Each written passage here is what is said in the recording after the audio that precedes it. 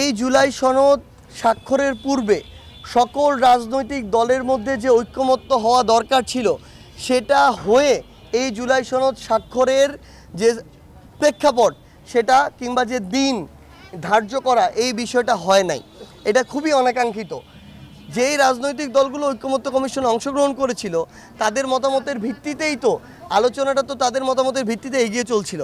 So তাদেরকে convince করে সকল বিষয় ক্লিয়ার করে বাংলাদেশের মানুষের সামনে তারপরেই তো এই দিনটা হওয়া দরকার ছিল।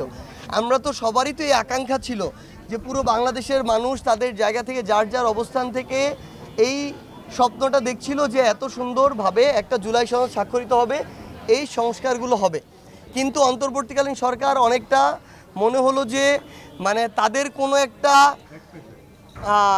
চাওয়া আছে, খুব দ্রুত এটা শেষ করতে হবে, মানে কোনো একটা তারা আছে জুলাই সনদ স্বাক্ষরের। ওই তারার ভিত্তিতে তারা কে আসলো না এসব চিন্তা না করে তারা জুলাই সনদ স্বাক্ষর করলো। ভালো কথা। ওই সনদ স্বাক্ষরে এই অভ্যুত্থানটা যারা করেছিল, সরাসরি রাজপথে নেমেছিল, ওই জুলাই যোদ্ধারা যাদের ত্যাগটা অনেক বেশি, শহীদ পরিবাররা যাদের ত্যাগ অনেক বেশি, যারা রক্ত দিয়েছে, জীবন দিয়েছে, তাদের তো একটা বড় সংখ্যক প্রতিনিধিত্ব থাকা দরকার ছিল। আপনি মানিক মিয়া এভিনিউতে এই প্রোগ্রাম করেন, ওই মানিক মিয়া এভিনিউর সংসদ চত্বর থেকে এভিনিউতে তো লক্ষাধিক মানুষ থাকা সম্ভব। তাহলে আপনি যারা গ্যাজেটেড আমার জুলাই যোদ্ধা, আমার যারা হাজারের মতো শহীদ পরিবার গ্যাজেটেড, আপনি তাদের জন্য কেন আসনের ব্যবস্থা করতে পারলেন না? শুধুমাত্র গতানুগতিক কয়েকটা রাজনৈতিক দলের প্রতিনিধিত্ব, এই অফিসার, এই আমলা, এই উপদেষ্টা, এই বড় পদবীর এক একজন অফিসার, এগুলোকে দিয়ে আপনি এত বড় অনুষ্ঠান বানান, তাহলে যাদেরকে নিয়ে এই অভ্যুত্থান হলো তাদের এখানে অংশগ্রহণটা কোথায়? এই কাজ তারা জুলাই ঘোষণাপত্রের দিনও করেছে। কেন এত টাকা এত জায়গায় খরচ হয়, এখানে কয়েক কোটি টাকা দিয়ে বা কয়েক লক্ষ টাকা খরচ করে শহীদ পরিবারদের অংশগ্রহণে, জুলাই যোদ্ধাদের অংশগ্রহণে আর 10-11 হাজার মানুষকে নিয়ে একটা প্রোগ্রাম সাজানো যেত না? এটা করে নাই বলেই তো তারা তাদের ওই ক্ষোভের জায়গা থেকে তারা একটা অপ্রত্যাশিত পদ্ধতিতে ওইখানে প্রবেশ করেছে।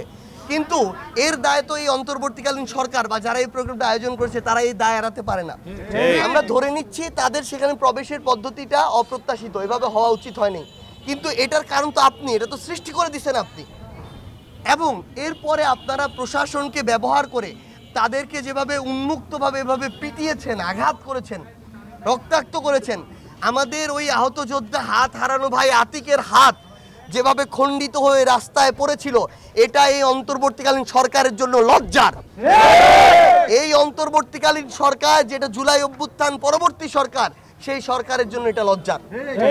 আমরা আহ্বান করব অন্তর্বর্তীকালীন সরকারের পক্ষ থেকেও এই প্রশাসন যাদেরকে নির্দেশ দিয়ে এই কাজটি করানো হয়েছে শুধুমাত্র কয়েকটা স্বাক্ষরের জন্য, আমরা আমাদের জায়গা থেকে মনে হয় এই অন্তর্বর্তীকালীন সরকারেরও ওই জুলাই যোদ্ধা, ওই শহীদ পরিবারদেরকে ডেকে তাদের কাছে দুঃখ প্রকাশ করা উচিত।